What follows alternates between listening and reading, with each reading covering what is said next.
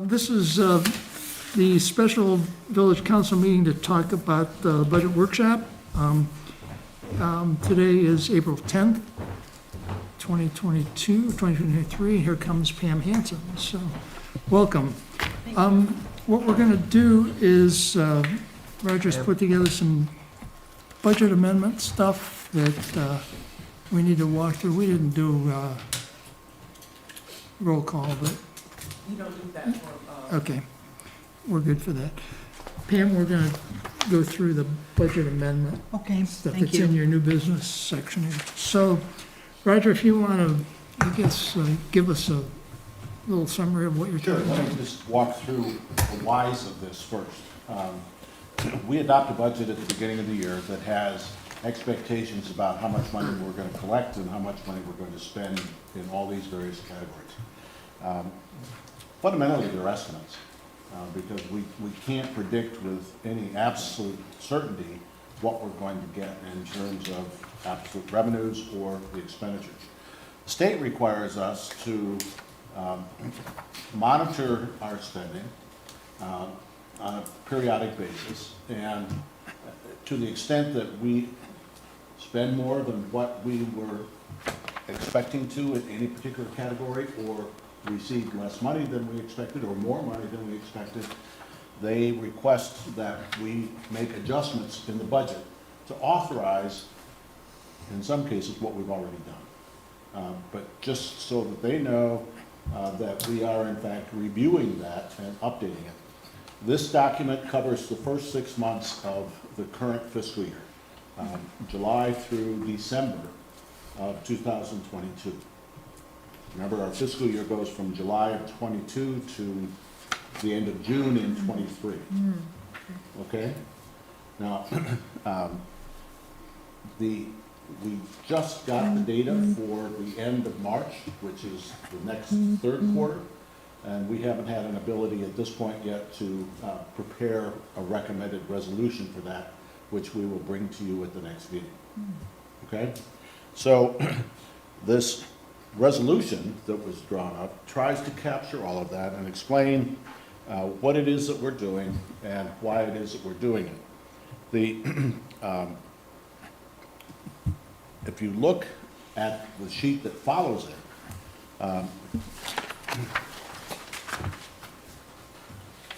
Page 2 you're talking about? pardon me? Page 2? Or there's no page number? There's no page number on it, but the yellow line at the top of the page says General Fund 101, that's the account number for the general fund. Right, And this shows what the proposed amendments are in terms of additional, this is revenues, the first line is revenues. And there's state revenue sharing and dividends, return on insurance premium. Those are two items that are increases to our revenue during the first 6 months. And so there's an amendment there that increases the amount of the expected budget revenue by $67,950, just under $68,000. Okay? Okay. If you go down to the next line, we're talking about expenditures. And in that case, we have two changes related to the council's budget. One is $10,000 in contracted services, and one is $3,500 in miscellaneous expenses. I did not think to throw in my detail for each one of these things, and unfortunately Susan can't be with us tonight. So these are things that you authorized, but we still have to make the changes so that they're reflected in the budget, okay? so you can't say what the 10,000 in contract services is? Off the top of my head, I can't. But I will get you a note out that says exactly what Okay. it is. So is the action that we're looking to do this evening on the agenda to approve the amendment, the budget amendment? Yes. And that is required to be done this month? It's required to be done expeditiously, let me put it that way.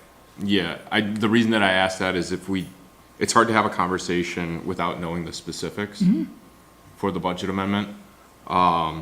Now, is this about moving forward, we're approving the authorization to increase what our budget is, so it's additional authorizations, or is it kind of an after the fact.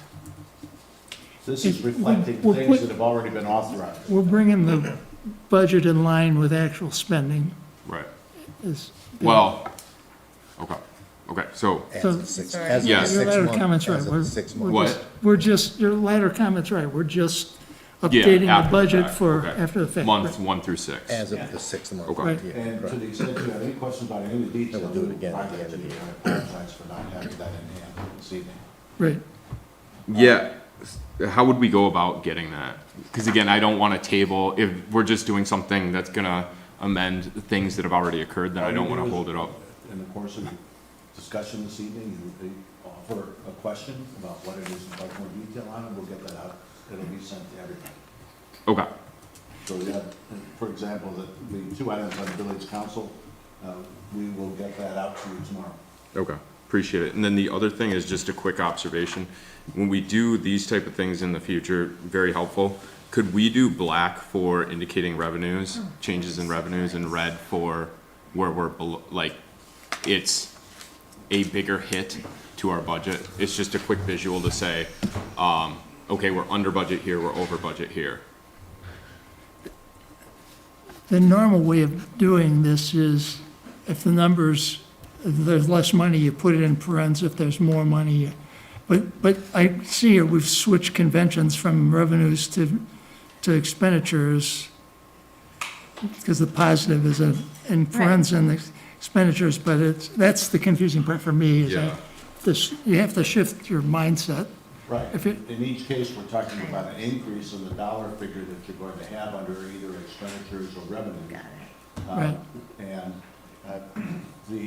if you were to put a negative in the expenditure side, Well, you it would be did. a reduction in the amount of expenditures. And which is exactly what you did here with DE and I. Yeah, It looks like you put a negative and I guess, yeah, if you're looking at you just have to look where you are. I understand. Just to clarify though, David, I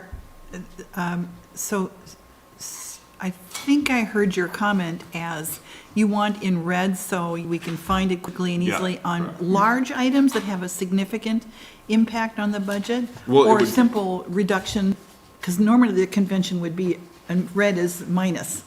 And that's It- right, yeah, I want it to be where we're over budget, which would be like, to me, you're in the red, right? I'm thinking from a business sense, you're in the Right. red, you're in the black. Doing that type of an indication on, like, the highlighted first line, 67,950 would be black, then the next one would be red, 13,500. But if you guys have a convention that works for you traditionally, not here to get in the way of it, just, I think it would pop off the page a little bit quicker. I just think this accounting system works a little differently than that. Because we're adjusting the budget, and like Bill said, that what we're doing is bringing the budget in line with the actual expenditures, as opposed to having a fixed budget that we're either over or under the target. You know, where we're not. I mean, that is what I'm thinking, Yeah, right? yeah, But, yeah, we're adjusting the budget. yeah, I get the concept of what we're doing. I'm saying that again, if you have color coding of it, is just easier for me to Okay. process, Got but it. if it works for everybody else. Dave, I it's think fine. that's an issue I'd like to talk about in the future here, because personally, I'm really tied into this. If more money's going out, that's in parentheses. If money's coming in, Okay. it's not. And that's not what we're doing here. And I want to understand why because this is different than the way we did it several years ago. But I'm not worried about that. Let's move on Yeah, with we this. can get into the material. And then we can get into Yeah, the conventions non-material and things stuff later. at a later time, so. Okay. So we're working our way through here, and we've got an additional $68,000 in revenue that we didn't think we were gonna have when we initially, That's correct. so our current revenues went from 1.66 million to 1.73 million. That's the top two lines. And the rest of this is higher expenses with the exception of DEI, so. So it's fair to point out that you'll have both a positive and a negative collection of revenues and expenditures in the other funds as well.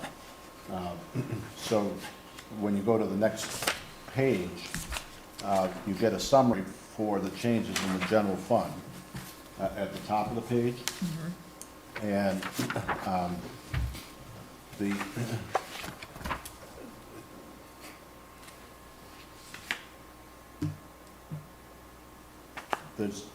it's not a critical issue in terms of your, anything other than information, but it says at the bottom of the general fund section that the fund balance as a percentage of budgeted expenditures actually went down slightly as a consequence of these changes that were made in the budget. And it's just a general picture thing rather than anything that you actually have to adopt, but it's trying to put some perspective on this.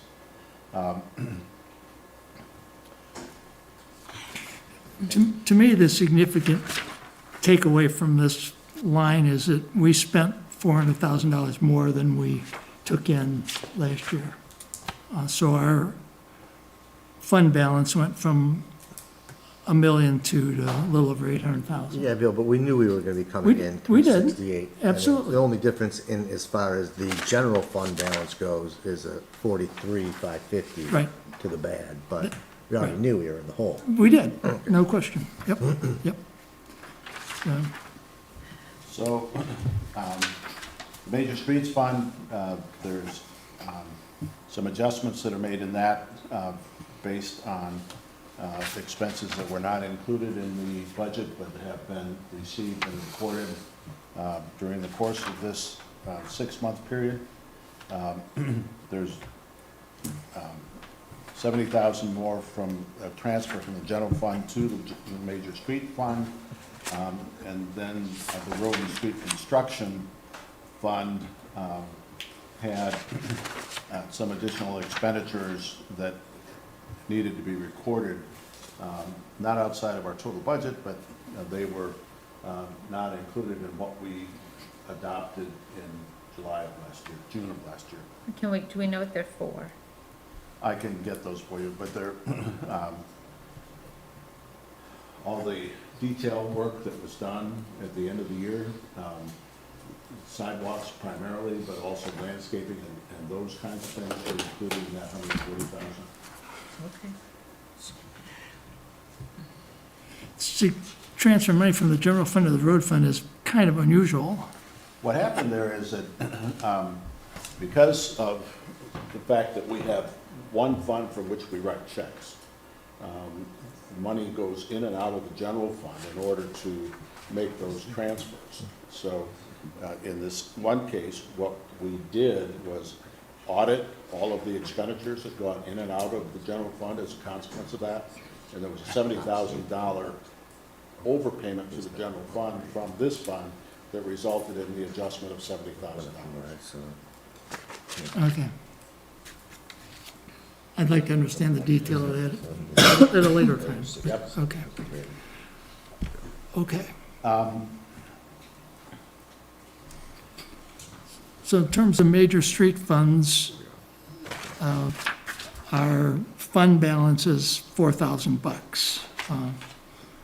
So we have no money basically in our street fund. Okay, Wait, Roger, you said that we had 70,000 that was put into our general fund that was supposed to go into our street fund, and we're just transferring that? Is that what you just said? What I was trying to explain is that as we write checks to support this activity, money goes in and out of the general fund to cover the checks that are written. And in this auditing that was done of the fund, we found that there was 70,000 more than was needed in the general fund for check coverage that needed to be paid back to this other fund. Okay. I guess I would have expected to see that in the general fund then, the excess in the general fund I then. understand what you're saying, but Okay. this was, well, and I'd have to go back, but it would have been an adjustment that was made in the general fund. yeah, you'd think we'd have had a $70,000 adjustment in the general fund, it's not there. Yeah, we had transfer out to major streets, the top of the page. That's, That's the out, but the question is, he's saying that Where we does had it- an in, where's the in? where's it coming from here? Yeah. You have two accounts, one out, one in, two entries. One out of general fund, one into major streets. the one out. I don't see it. We'll get that. Okay, Wait, transfers out? The At the top outs of the there, page, it's right not the there? in though, the in to the general fund. He's saying we took money from the general fund, where it's not, we're not seeing it in the general fund being It came to the major streets. Came into the major street Okay, fund, I'm transfer sorry. in Yep, from you got general it. fund, $70,000. it's here, okay, here. I'm wrong, I'm, okay, it's here. I'm just, from the words that you said, it sounded like we had extra money in the general fund that we should be seeing a plus No, 70 they, there. they owe $70,000. They take it from one account, they put it into this one, because this is the one they write the checks from. And then they put it, So it's just a very brief in and out, you're just moving it quickly just so you can write the check? It's not more Correct. than that? That's all I wanna know. Yes. Okay. In the police fund, most of this is fairly straightforward. It's got a little more detail with each of the account changes than what we've seen up above, I guess, so it's a little more clear. But we did receive a task force reimbursement for participation from the Fed. That's $4,200. It's additional revenues. And the PD training, let me see. We have a total of 72,000 in additional revenues for the police fund. That has been more than what we had anticipated. On the bottom side, there is a difference of about 67,000 that actually puts us, well, wait a minute. no, there's an additional 5,500 in expenses. Yes, So the police fund came out 67,000 to the good. Right. Right.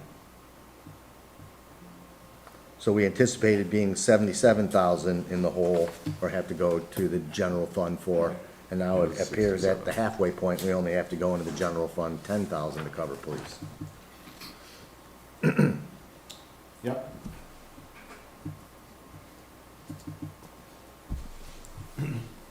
Any other good questions about that, Pam? Just a question slash comment. So listening to the questions that people have and the questions I'm thinking about, there's a story that's being told here. I think we do need some more detail so we can understand how it is fund accounting, but it's also, there's reasons for it. Something that I'm wondering about is, to what extent are these expected or unexpected, knowing that this is a very organic process anyway, in village government? But Yeah. what are, when do I need to perk up and say, we're getting into a danger zone, or we need to talk more about this because things are heading in the wrong direction? I think that's really what we're all concerned about. Agreed. If you take a look at these numbers in terms of how they measure up with our total expenditures, they're relatively minor. There's not anything in here that should cause you to be pulling your hair out in terms of the extent of the difficulties. These are within what I regard as normal range for the type of stuff that you would or would not see. To the extent that I don't have for you this evening the detail on certain of those things, I apologize, because that makes it a little cloudier than it needs to be. But we will get that stuff out for you. So Bill Lamont made a comment about $4,000 in the road fund, which is quite a bit less than we're used to having in that fund. What are your comments about that low number now midway in our fiscal year? The road fund is basically the money that we get transferred or sent to us from the state as a part of the Michigan Department of Transportation sharing of Act revenues 51, yep. for both major streets and minor streets. Right. And this is money that went into in this case,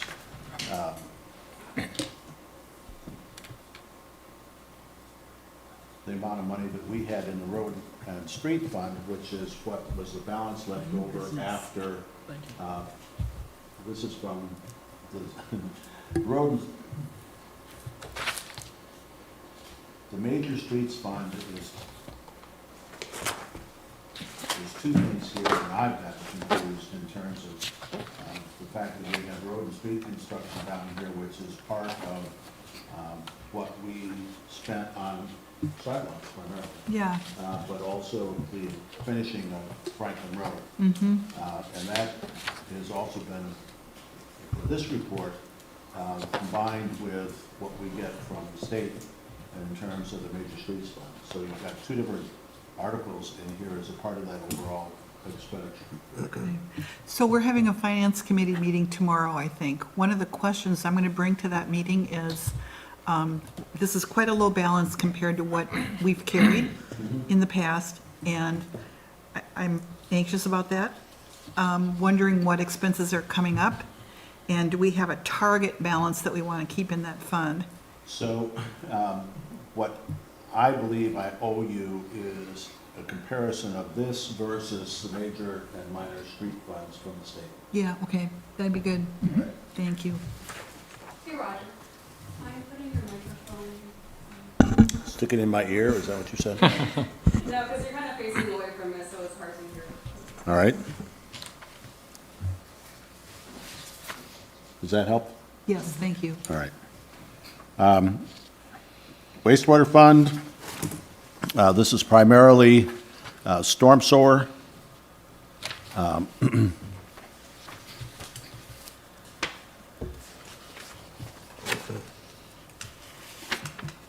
Small stuff. Yeah, Okay. very minor details. And similarly, in the building department, this is the area where we carry a rather substantial fund balance, but these are items that we had estimated in setting up the expenditures, planned expenditures in this, and these are adjustments to what's actually happened in the first 6 months. And at some point in time, building activity will diminish and the expenses will continue, so we need a balance. Right. And we're also not allowed to use these monies for other operating purposes in the building. Right. Can we, next year's budget, can we, well, how much of the 754 is expected to be needed? To be needed? Yeah, will It's we need all irrelevant. It has to stay 754? there. I'm sorry? Can't go anywhere else. No, I'm not asking that, but we can lessen the contributions in some manner, future contributions. Without looking at each building permit, that's a difficult one to assess. Well, it's, But it keeps growing by, in this case, $67,000 per year. It's been growing every time we've looked at it. I mean, But how do you stop it? well, you lower the building fees. That's the way you You know, take in more, less revenue. if you were concerned about that, we could in fact request an audit of how this is coming, how those numbers grow versus what we're getting in terms of actual building permits in the village and how they change from year to year. If you're uncomfortable with that, an adjustment in the rate structure may be something that's appropriate. well, I mean, we should understand year over year after year it's growing, and if you do nothing to change, it's something we'll see, next year we'll see 800,000, then 850, 900,000. Right. At what point do we stop? What is it for? What do we use it Building, to for? pay the building inspectors, pay the electrical guys, all the different inspection stuff Okay. related to building. Okay. Yep. So as people are doing whole new homes or making amendment, or remodeling their homes, if somebody has changed the electrical wiring, that requires permitting. There's also a certain amount of time that we have to pay the building official for reviewing the permits. Some of the work that we do is farmed out. HRC does a lot of review on storm drainage, and that sort of thing in terms of site plans. There's a number of different ways that we govern what's going on with remodeling. If it's an historic building, there's an additional set of things that we have to examine on behalf of the Historic District Commission. So it comes in a lot of different ways, but it all has a certain fee structure associated with it. Understood. And that really is probably the only way that you would get at reducing this amount of fund balance, is Well, by, what I would propose is that for new business, the business remodel, if our fund balance is going up by 60, 70, 80 grand a year, let's zero it out for any new business that wants to come in. You know, if I'm gonna subsidize anybody, I would subsidize those fees. I think we need a more in-depth analysis. I get what you're saying. Just a little historical perspective on this. At one time, we tried to accrue the expenses as, here's a building permit that there were $2,000 worth of fees, here's where we're gonna spend them. And it was so much work keeping that accrual up to date that we dropped it. And that would be the exact answer you're looking for, Mark. I'm not necessarily looking at, well, we should understand how it's been growing. Right, If we got a trend where it's going forever upwards, let's change the rate, one possibility, understanding what our liabilities are, let's change rate structure for something that we prefer. I would prefer, personally, zero out, anybody wants to come in, we'll give you zero fees to remodel your building, something like that, I could see reasonable. but what's the minimum amount that we're gonna have in that account? That's the key, because Yes, again, that's why we asked. historically, it's probably been 10 years ago, we took 400,000 out of the general fund and put it in the building fund because we did just that. So you get, All I'm you got it. asking is that we look at it. And I'm with you. Let's look at it. Yeah, I'm happy leaving it at that for right now. yeah, Because I remember that situation, we also changed the compensation structure for the Right. building official Right. because of that. right. But understanding how this fund works, what the restrictions are, Yep. what are some other ways to legally use the money? Right. And what's our That's the target question. balance for this? Right. I'm not sure. Right, I So- agree with you. But the question is, what else can we do with the money? Yes, That's a question for council, is Exactly. is there an out in the whatever state statute establishes building funds? Is there, is there a washout clause at some point? What is it that a municipality has to do, or does it just continue to grow and then you would do like we're saying and make subsequent adjustments to bring it down? Is there no Peter and I'll follow up on that and give you a for a certain report. period of time or Yeah. years or whatever? Yep, So just with the historic houses, for example, that are kind of, there's some that are in a little disrepair, if one, we wanted, any chance that could be used to purchase a building? Like, no, just asking, can always ask. Good try. Okay, and also do the business, the businesses, the $100 fee, does that go into this? and the building licenses, Yes, I'd have to look. I don't think so. I don't think so. you don't think they so? do. It's general Different fund. funds. Okay. Now, as far as Mark's comments go, as far as looking for incentivization, that is certainly the place to go versus incentivizing residential builders. So, I mean, we had David now. So, yeah, if that is something to look into, which is, if we did X and that's, cost us, Y a year, what could that translate into? exactly. Right, And could we specify, now, I don't know, can we specify for any restaurant or food or things that we want? Like, we know we want a coffee shop, we want a marketplace, we want something like that. Can we specify that for, if we get those things coming in, we could waive the fees for that? I'd be willing to incentivize any business wants to come downtown. Any business? I would, Okay. let's be business friendly. I'm just saying even Certainly, extra, we can want, you we have want even to motivate, extra? we certainly would desire certain ones, but again, it's just the whole idea. If there's somewhere to go to give someone a break, I completely agree with you that that's the place.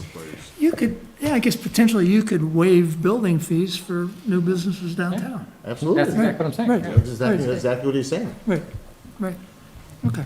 So I guess, Good idea. Roger and Peter, Good you're idea, it's a good gonna, idea. Very good idea. It's a you're good gonna idea. give us some background and the legalities of how can we use building fund revenue? Yes, Okay, we'll do that. okay. What else do we need to talk about with respect to the, The rest of it is, we've gone through all the details. The stuff at the bottom is just summaries of what you've just gone through. And the amendment would authorize, I'm sorry, the resolution that was prepared would authorize the changes that were outlined in this document. so basically, we're gonna spend $40,000 more at this snapshot than we did when we put the, In all funds combined, yes. yes, when we Yeah. put the budget together. Right. Right, And you've already spent it, but yes. right, right. Okay? Okay, any other comments, You're scowling at me. questions? No, so are we gonna deal with this, I know that we're not doing it now, but are we gonna try and It's on the Take agenda. action Yes, later? Okay, yes. or we're gonna wait for. Yep, it's on the agenda. But we're in the I guess we'll budget talk that workshop, later. right? Right. Now. Well, we're almost done not with the there. budget workshop, because we're But item supposed to be moving into the Eagle 11C, workshop. yeah. All right, I can hold my question. So we have Finance. a Zoom meeting that's been scheduled for 6:30 this evening with Kim Etheridge from Eagle. You folks had requested an opportunity to chat with her about what's happening in the downtown, what the status of our water investigations are, and she is joining us. At least that was the plan. Do you have her? Yeah, she's there. Somebody's in the waiting room. She's in the waiting room She's waiting. at the top. Oh, yeah, Kim E. entered the waiting room.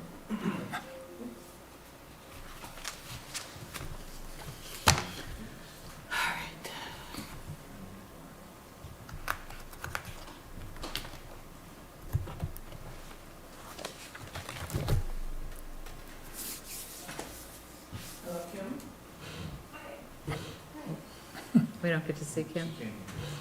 Oh, there she There we is. go. Hi, Kim. Hi, Kim. Can she see us? I don't know whether she can see us or not. No. And are we just relying on the laptop audio? Okay, we may want to just table this, because I'm not sure we're gonna be able to hear. Just scream, I'll be able to hear.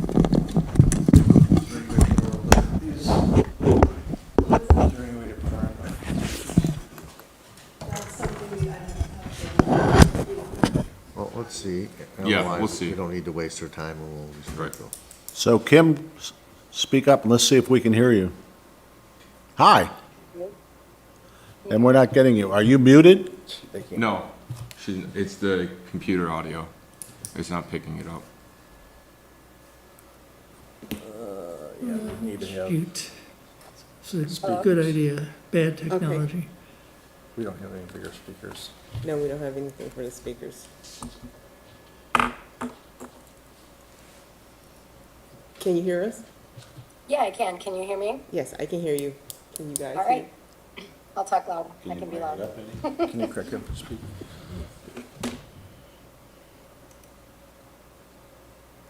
Yeah. I'm gonna rearrange my screens We got you. because I have it on both screens, and I'm just gonna play around with it while I'm kind of looking at you, because I wanna also share a screen if I can.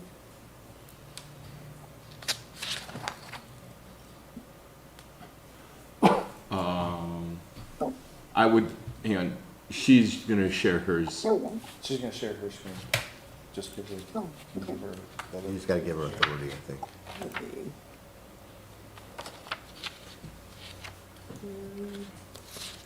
So go to the red where it says stop Stop share. share. Yep.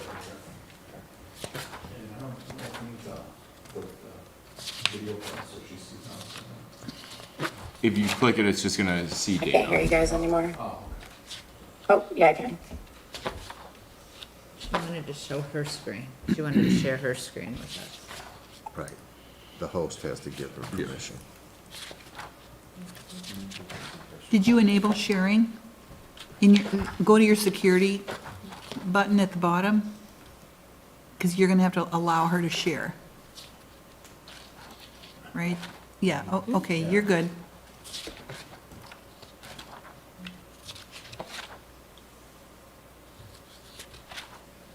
Kim, we think we're ready. Did she hear us? Yeah, Tim, you still there? I think her screen froze. No, her screen's not frozen. Hey, Kim, can you hear us? Kim? I can barely hear you.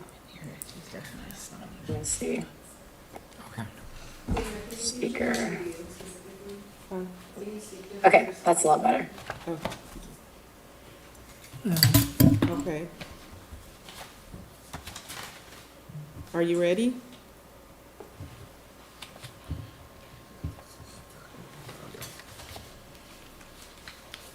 So What do we need to do here? I think we're gonna need to Are we gonna schedule. do this, or is this, Next is this? Yeah, why don't we just table? Kim, are you ready?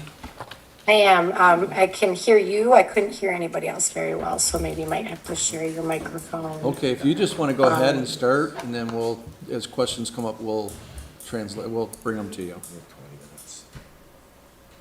If you want to start with your presentation, just go ahead. Can I get permission to share? Oh, never mind, I have it. Okay, so.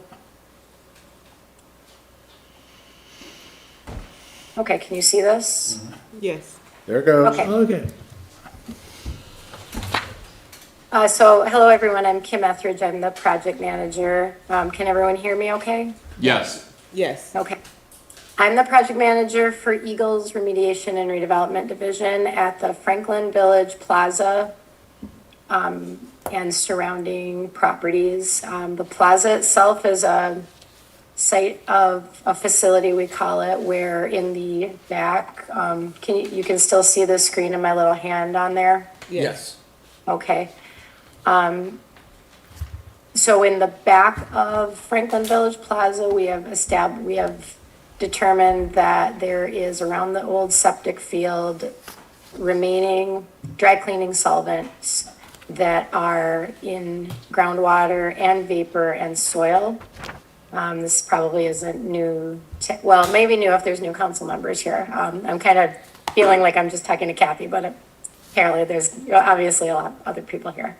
So this is the plaza itself, and we have an active subslab depressurization system in the plaza to keep the vapors from entering the basement and all the cracks and all of the things. We also have that same kind of design, a subslab depressurization around the law offices behind the Franklin Holistic Medical Center.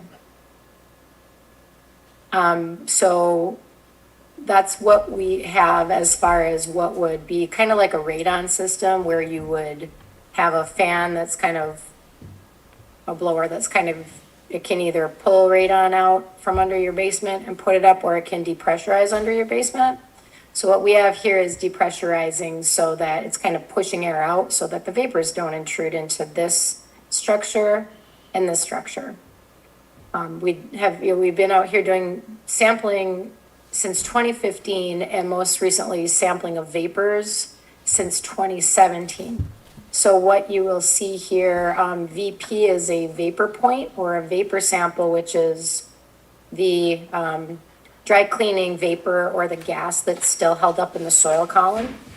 So that is actually, we found that it was intruding into the plaza.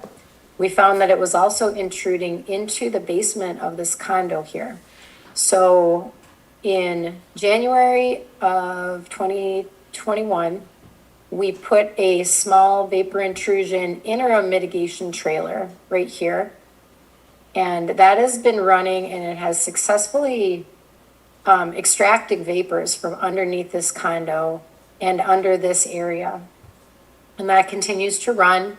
That's fully ran, and the electric was paid for by the state. Now, there was a hot minute, it took us 6 to 8 months to get our power pole drop and our electric line drop from DTE. And that's right here.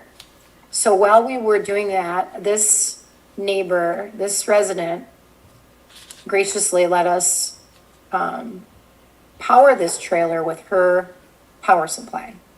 And since it was an off-site, this is an off-site property, we did reimburse her for the use of the electricity. Now, that is different than at the plaza. We do not reimburse them for the electrical added use for the mitigation system, because that is actually considered the owner of the plaza's due care. If you buy a contaminated property that you're not liable for, you still have what's called due care to use the property in a way that you don't cause unacceptable risks. to people that are inside of it. So them allowing us access to to set up the system that they would have otherwise had to pay for. We paid for that with state funds, and them allowing us access was their due care. But when it's on a property, it's their due care to pay for the electric, and that is something that isn't a very popular notion, but that is something that our department, that's one of our policies. So this depressurization system has been running since 2019, and it's effective. This one is effective. This one is a very small motor, just like what a radon fan would be on a house. And this one has effectively made so that there aren't vapors inside of here. Although I will say that we have not sampled, or the health department has not sampled indoor air in any of the structures in some time. That indoor air sampling was delegated to the Michigan Health Department. And then an owner can certainly, sample themselves as well. And we have asked that the plaza owner periodically sample their indoor air. So this red line is what we are planning to do in addition for, again, soil vapor extraction as a pilot test to get out what we consider the source of vapors is right in this septic field. And up against the home, and still up against the law office, and even up against the Franklin Holistic Center, there are vapors of concern. So we are pulling them. This is like a vacuum system. So it's kind of like an old central vacuum. And this pilot test that we're doing is we're pulling vapors all the way from here, all the way back to this other trailer that we are in the process of retrofitting. These are both state trailers that were used at other projects successfully, and I was able to borrow them instead of buying new ones, which saved us a lot of money. So this one is currently being retrofitted and fixed up. And then we will be, in the next couple months, hopefully within the next month, we're going to be trenching like a 1 foot wide trench here. And then these squares are going to be vapor extraction wells that are going to go down about 8 feet into the ground. And they are going to, basically like a central vacuum, they're going to pull vapors back to this, and then they're going to be treated with carbon so that we're not pulling vapors out of the ground and then letting them into the air. So that's being paid for with state funding that I was authorized this year. So that is the vapor side of this. The other side, and this is more of a conceptual site model is what we call this. So this is showing, and these are all drawn by our consultant, AECOM. So they go out and do the sampling, and then they make these drawings, these conceptual site models for us that model where the contamination is in around the structures. So, and if you want to take a look at these, I hope that you were able to, or you can play around with that file sharing link that I sent you. There's several things in there. It might take a little while to open them, but they should open as a website. It's best to use Internet Explorer to open these. We're finding this is kind of a newer technology for me to learn to use. So I'm still kind of getting used to it. So there's several maps there, and I just wanted to point to this one since it is the Franklin Holistic Medical Center. This is the Franklin Village Plaza. So what we have here is an extent of petroleum constituents exceeding vapor intrusion screening levels that they're screening levels for a house. So this is and what we are looking at inside this is a non-residential receptor because they're not living there. So they're not breathing this air 24/7. So there is a slightly higher number for non-residential than residential. It's not too much of a difference. So these are showing the vapor points that are actually in the basement of the Slade House and the green is that they are below the residential levels. And then this one, it's a little misleading because this is actually out on the side of the home. This isn't or of the medical building. It is not inside. And this one does exceed our residential vapor intrusion screening levels. It does not exceed the non-residential, I believe. I'm gonna have to fact check that and make sure. So this shows a lot of red. So this is kind of our danger zone and where we are hoping to be able to successfully pull. It's right here. This Vapor Point 24 is the one that we've been watching. And so our hope with this pilot test is what we're going to determine with the pilot test is it giving us an appropriate range of influence? Again, I'll go back to this. Is putting this vapor extraction well here going to give us a big enough range of influence to pull vapors back, both from the plaza and from the medical center and the law office? Or are we going to eventually have to think about taking like an arm of this and pushing it out this way? Or possibly even taking something and putting it through the parking lot and going out this way? So that's why we're starting first with this pilot test with these in a linear fashion, is so that we don't have to cause a lot of interruption and damage to the parking lot. This to put this all in is going to take us about a day or two, and then we are going to gravel this and then put asphalt on it, or we may do concrete and then paint it so it looks like the asphalt parking lot.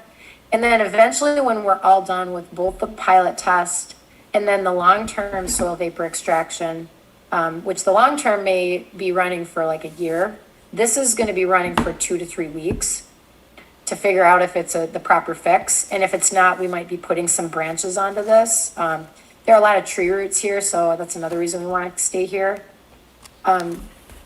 So this would all be running. We are baffling this so that it's almost noise proof. This one is baffled and they can barely hear it. They can't hear it at all at night over here. But the owner, in giving us the access, wanted, this is the dumpster. Actually, this is the dumpster enclosure, but now they put their dumpster back here. But these are where those yellow pylons are on the Franklin Village Plaza. The owner has requested that we trench and put this all the way in the back so that people can't see it and that they can't hear it. So we will be doing that. Now we're going to be putting some hedges here so that it's hidden. So that is, we've spent 5 years on getting the vapor, or a handle on the vapor plume here. The groundwater plume is not impacting drinking water wells at levels that exceed any drinking water criteria. We did have a detection of some PFAS in one of the drinking water wells, and it was not exceeding drinking water criteria. And besides that, the volatiles and metals and semi-volatile contaminants, none of those have been detected at all in the 40-plus residential wells that we sample in the area. Question, Kim. Can she hear us? So does anyone have any questions so far? I do. We have a question. Is that the first time PFAS was detected in Franklin? She can only hear the microphone. I didn't hear anything besides it was that the first Can time. you repeat it? Here, let me repeat it. Was this the first time that PFAS had been detected in Franklin drinking water? Yes, it was. Another question that I have, and I'm new to council, so I don't have as much of the history as other people have. Has this been designated as a EPA remediation zone, or no? No, a Superfund site? No, it has not. We talked about that. EPA Superfund sites it takes a couple years to get one designated, and it can be it's not done lightly because it can be the public perception of having a Superfund site in your village is a very a serious thing to do. Yep. Now, if we didn't have the funding to be able to do the work, we have talked about it and it has been offered, but since we do have state funding, to keep this going, I don't particularly feel compelled to start having discussions about making this a Superfund site. That's super helpful, thank you.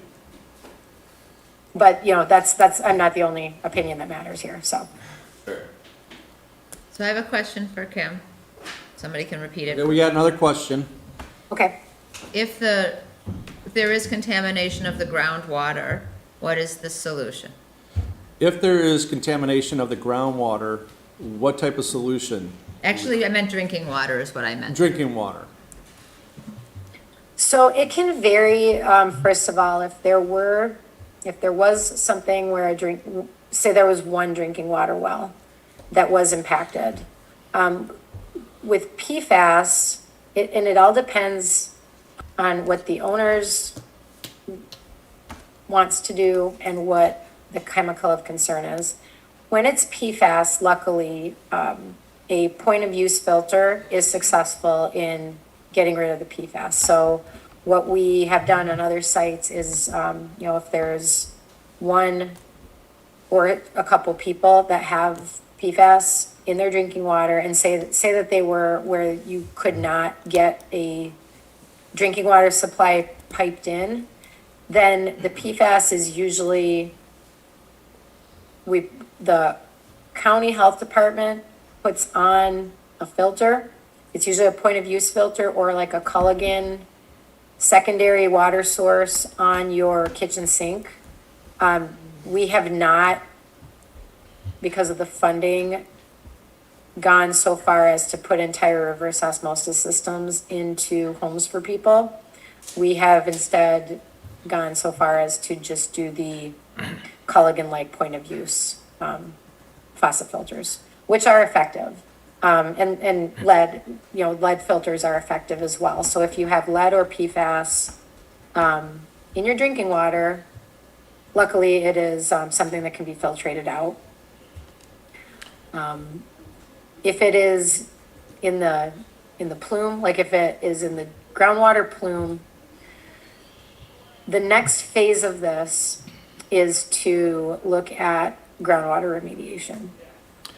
And I have I another actually question. have a separate consultant that is doing an audit of this because Okay, groundwater. we were asked statewide, She's back. are there sites that are kind of a big bite and could we get some help on determining what some other feasible groundwater treatment is? And this is one of them that I did ask for help, and we are having it looked at. Some of the options for groundwater treatment are to pump it and treat it in a shed, like similar to what one of these trailers would do. You can actually retrofit inside of a trailer similar to this, some different water treatment technologies. Kim? When you pump and treat and discharge, Yeah. what we would be doing is getting. Kim, real quick, we have a question. Can we have another question? Yeah, Two questions. One is, first on PFAS, is it likely or there's a risk that it spreads to other wells? That's the first question. Is there a risk on the PFAS to have that spread to other wells? yes, there is, to be honest, but yeah, I can't say that there's no risk because, let me just show you here. It is a very small, it's not a small area, but there are only a couple of groundwater wells that are at a depth that we're concerned about. And one of them is the Franklin Holistic. The other one is the Franklin Village Plaza. I don't want to scroll through this and try to find what I'm looking for. But it is, well, I will. I'm just going to scroll here because I want to show you a map We don't have much for time. the PFAS. It's VOCs. Okay. Water tape? Oh, come on. All right.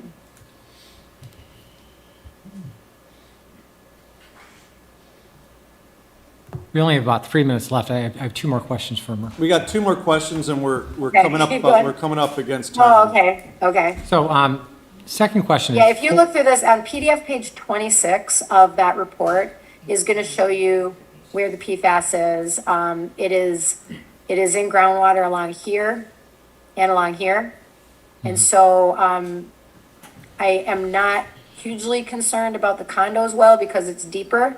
And a lot of these are deeper wells, but we are watching, the well here and the well here. Okay, so you kind of answered my second question, is that deeper wells can protect against it then? So second question is, deeper wells can protect against the PFAS? Yes or no? Yes, I do not believe that it is going to migrate to those deeper wells because we have not seen the dry cleaning solvents nor any of the metals going to those deeper wells. Okay, and then that may answer my third question. But I can't say that it's not going to happen, so that's why I'm continuing to ask for funding to try to do something to pull back this groundwater contamination flow. Third But it's question, very expensive, like our feasibility study was like $3 million. Okay. third question, is got We there, another already ri- spent question. $3 million at the site, All right, can so. we get another question? Hang third on. question, is Okay. there a risk to groundwater? There is. Is there, Risk the groundwater. is there risk to groundwater?